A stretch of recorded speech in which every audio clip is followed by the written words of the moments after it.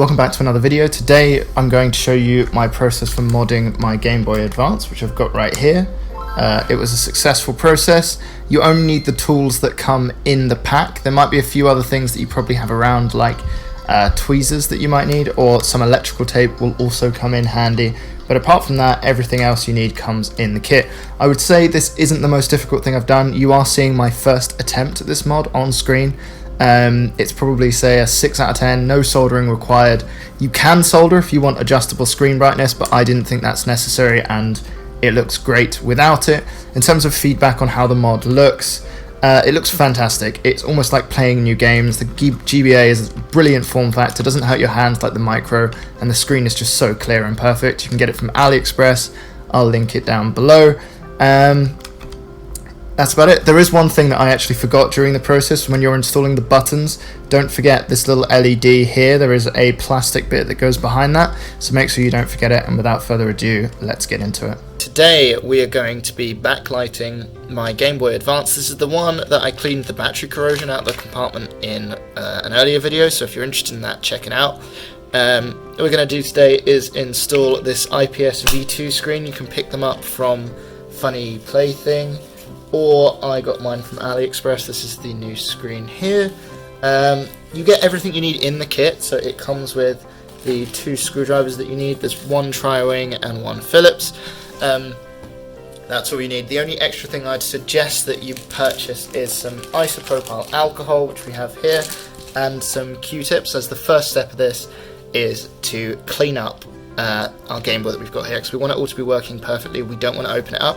You do not need a soldering iron for this. You only need a soldering iron if you're going to be making sure that your backlight screen brightness is adjustable. Today I'm not going to have it have adjustable brightness because I want to make this guide as simple as possible and I want to make it easy to do. We might add that functionality at a later date, which you can always do, and if we want to do that I will make another video on it. Also in the future I might add the ability to charge this thing via USB-C, and there'll be another video on that. So let's go ahead and take this thing apart.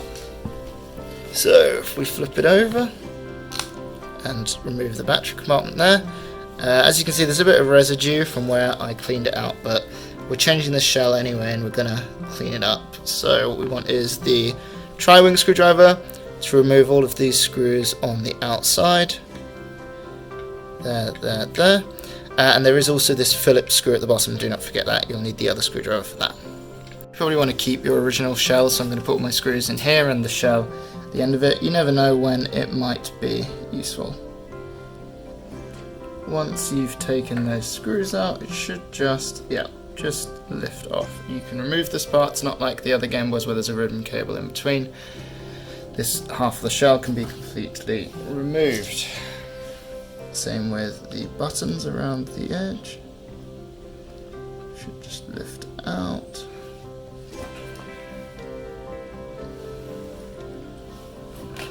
Don't forget the on-off switch.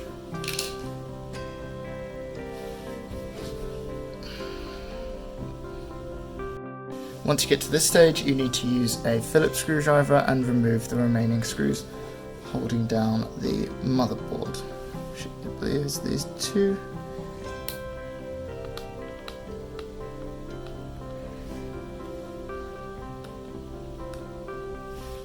That one there. That's this one.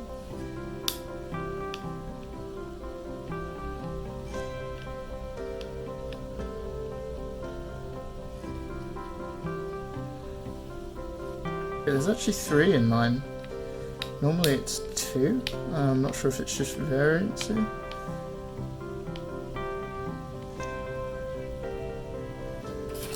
The next thing you need to do is just undo this clip holding in the ribbon cable on both sides. And then once you've done that, we can just lift this very gently off. And there we go. And here we have the motherboard here. Cool. Next thing we're going to do is we're going to clean this up.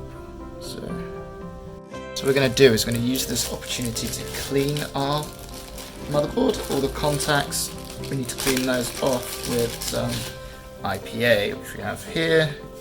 Got a toothbrush if you need to scrub at all, and some cotton buds.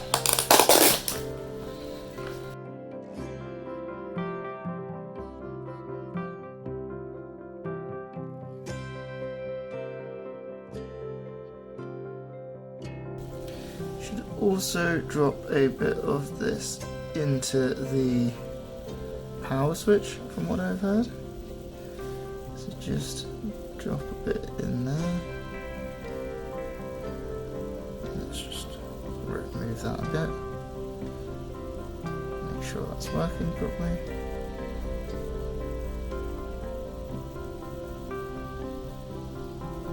And then also the battery contacts is worth cleaning up.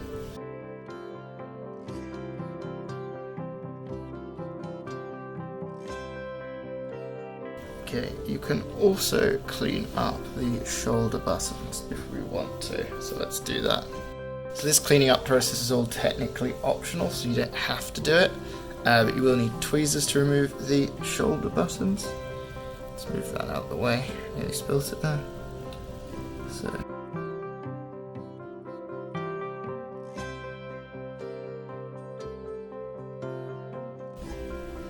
Then if you take a cotton swab, dip it in your isopropyl, and then just daub a little bit inside there, each one.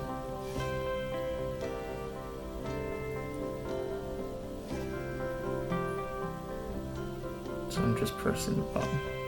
It doesn't require very much force.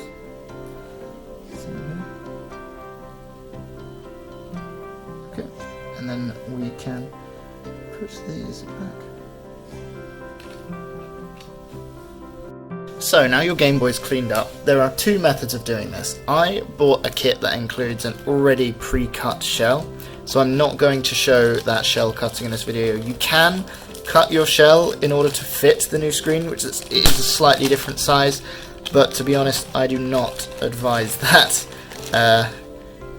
It can just be a little bit fiddly, and it's not necessarily what you want to do. So, got that. Put this to the side for a moment. We have our new, and this is the cut shell that we got, so I've got this nice sort of purple. And it comes with everything you need, all the screws, all the buttons, pads, everything. Okay, next take your screen and its connector out of the package. It came in. What we're going to need to do is connect these up. These two components need to be attached. They should just push together. There you go. With a little bit of force, you can just push them together like that. Just a bit though. And then we have our screen. Done that, you can put that to the side, and we will put the provided adhesive inside here. This is going to be for the screen.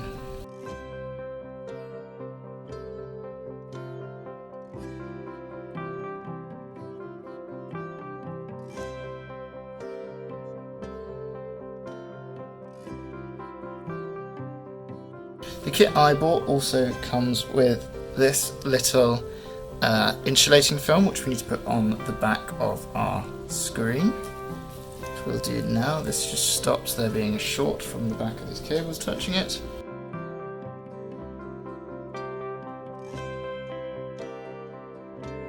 What you then need to do is adhere this ribbon cable here to the back of the screen there. So you need two-sided tape for that, which you might not have. Thankfully, included is this center part of the what was the screen mount. So what I'm going to do is I'm going to cut a strip of that and then use that to adhere it.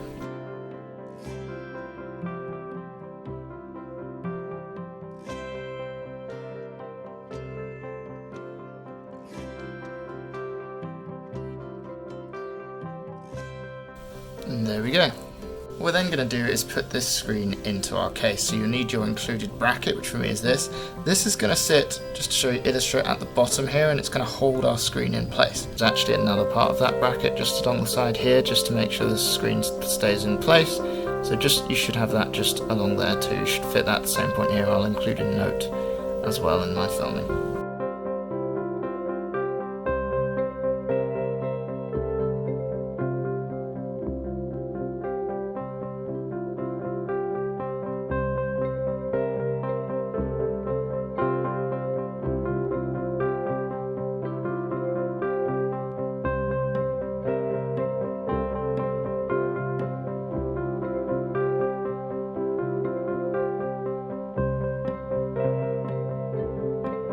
mobile screen in place. What I'm going to do is, there's a few fingerprints I've got on the front here, so I'm going to clean those off. Then I'm going to put on our glass screen cover that we got included with this kit. Okay, so I just cleaned that up with a microfiber cloth, and now we're going to apply this to keep it nice.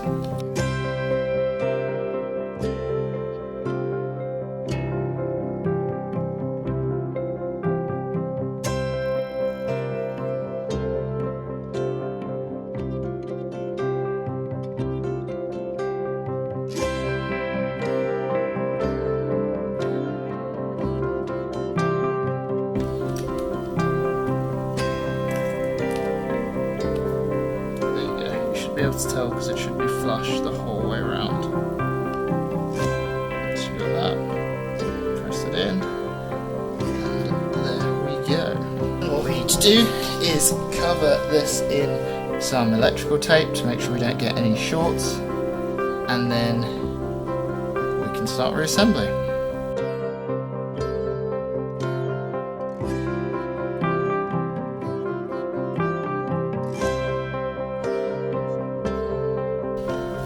There's our electrical tape, and then we can begin to put the buttons back in and reassemble. So let's go ahead and do that. I'm using the new buttons, not my original buttons, so we've got this here.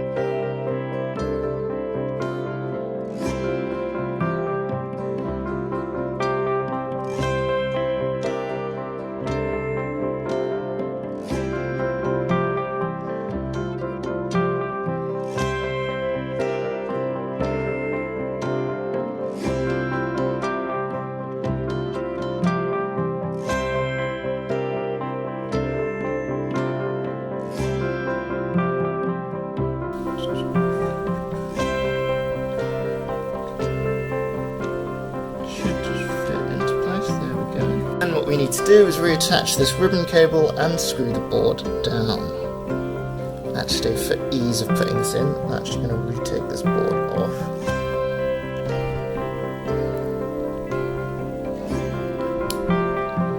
Yeah, it should click in. Then you can put these two down, and then your ribbon cable is locked in. Then we just need to put this back, like so. Nicely, and then we can just screw it back down.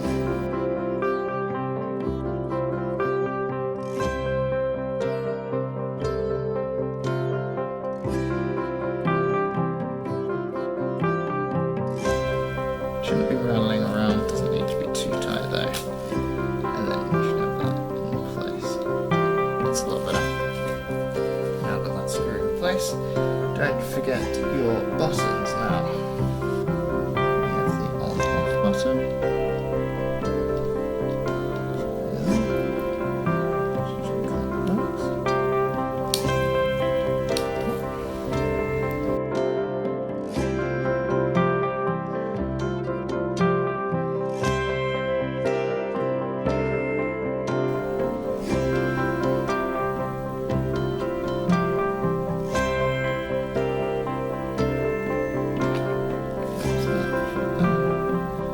Nicely, and then we've got our 6 tri-wings and our 1 Phillips to put in.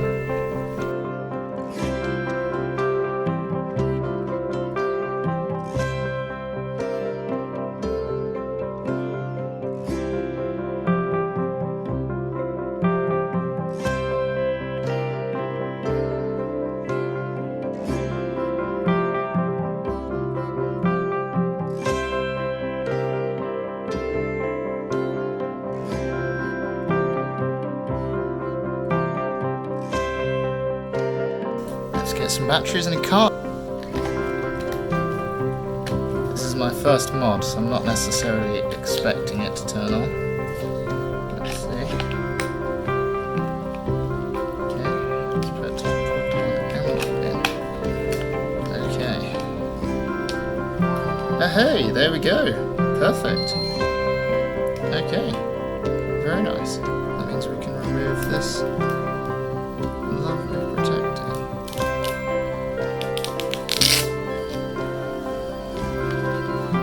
That's there you go. Oh, we did forget one thing here. We've got our little light jig to put in, which we can do that quickly.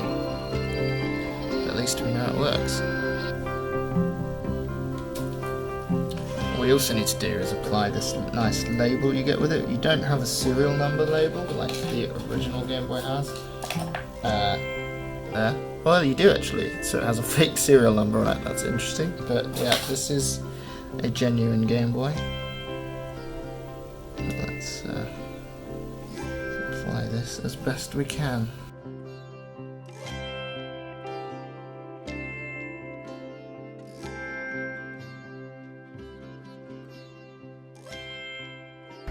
Okay, thank you for watching. I hope you enjoyed that. I've tried to cut as little as I could so you can kind of see how long this took me. I think in total it took me around 35-40 minutes. And that's it. Thanks for watching. Please like and subscribe if you enjoyed this. And if you've got any suggestions for any other mods or anything else you want to see, please put them down below. Thanks very much. Bye.